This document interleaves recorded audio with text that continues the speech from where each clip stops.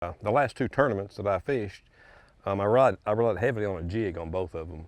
And started out with Douglas. You know, the fish on Lake Douglas when I was there was deep. They were really deep fish. And they tend to do that on Douglas after the spawn. They get out there in 38 to sometimes 42 or 3 feet. And you can catch them good on a big football jig.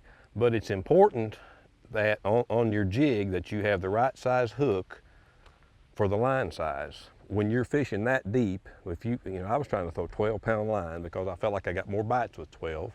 But when you try to set the hook, if you have a big hook, you run into trouble. So like this jig, for example, this is a 3/4 or 1 ounce jig that I throw a lot, but it's got a big hook in it. It's big in diameter, and it wouldn't work out there. This jig or this either one, in practice, I'd get bites on it, and they'd load up on the rod and dig a couple times, they'd come off.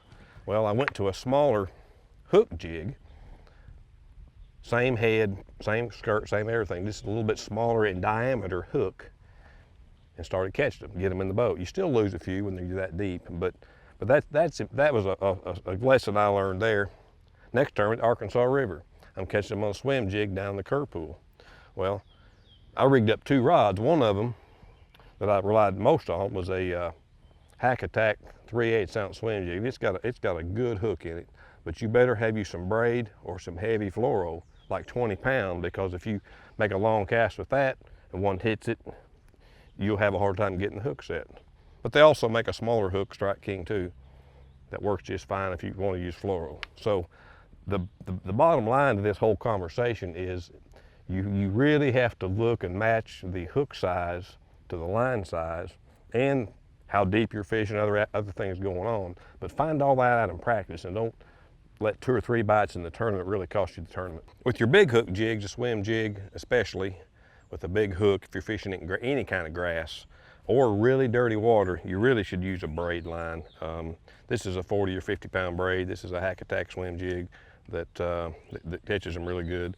But the deal here is that there's no reason not to use braid in some applications, and you get such a better hook set, especially if you're doing long casts, and if you get a fish caught up in the grass, you can horse him out much better than you can with fluoro.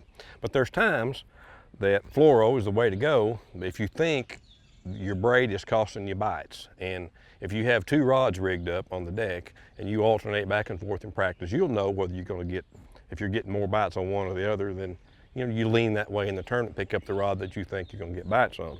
I use well, first of all, the rod's important. I use a 7-foot heavy action St. Croix Legend Elite Series. This is one of the better jigs I've ever picked up for a jig of either casting or swim jig.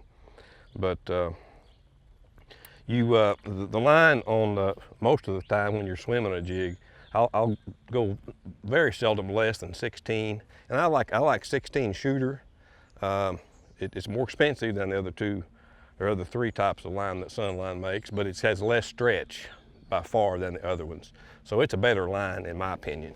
And then if you want to go on up, you can go up clear up to a 22 pound at times. It's a little bit harder to cast. It's not quite as manageable, but then there again, you got more strength in it. So just when you're thinking about jigs and swim jigs, if you can use braid, do it.